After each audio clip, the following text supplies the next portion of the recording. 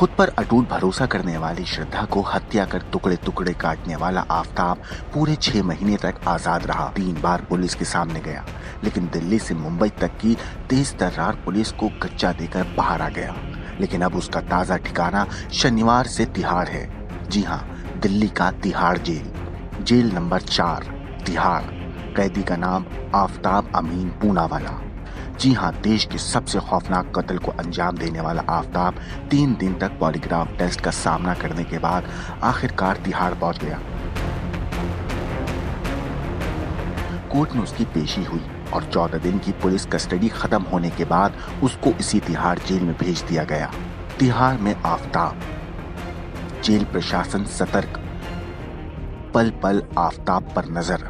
हत्याकांड का आरोपी आफताब दिल्ली के तिहाड़ जेल पहुंच चुका है। दरअसल पुलिस कस्टडी पूरी होने के बाद पुलिस ने उसे अदालत के सामने पेश किया था, जहां अदालत ने उसे 13 दिन की न्यायिक हिरासत में भेज दिया है।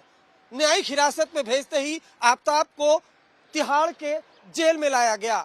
सूत्रों के मुताबिक आफताब को तिहाड़ की जेल नंबर 4 में रखा गया है। सुरक्षा कारणों से आफताब को जेल नंबर 4 के सेपरेट सेल में रखा गया है।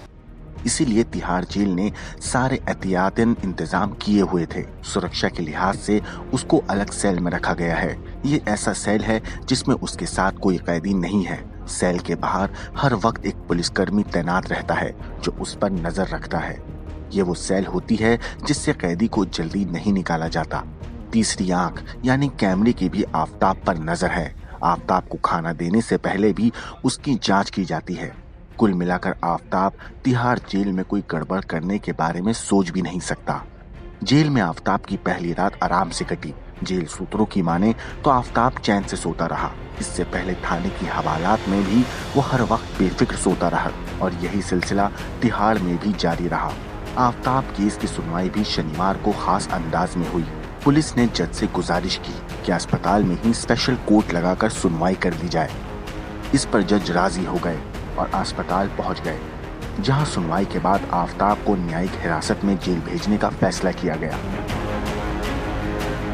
जानकारी मिली है कि पुलिस ने मजिस्ट्रेट से रिक्वेस्ट की थी कि आफताब को प्रेजेंट करने के लिए अस्पताल में ही कोर्ट लगाई जाए। खुद मजिस्ट्रेट यहां पहुंचे।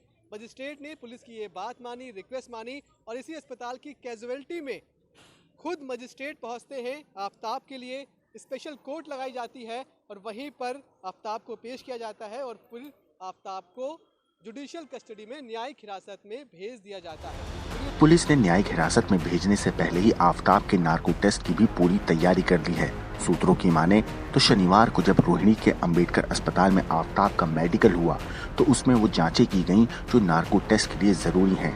अब ये देखना होगा कि आफताब को नार्को के लिए कब तिहाड़ जेल से बाहर लाया जाता है या फिर तिहाड़ में ही उसका नार्को टेस्ट होता है। हो सकता है कि सोमवार को आफताब का नार्को टेस्ट कराया जाए, जहां कई और राज खुल सकते हैं।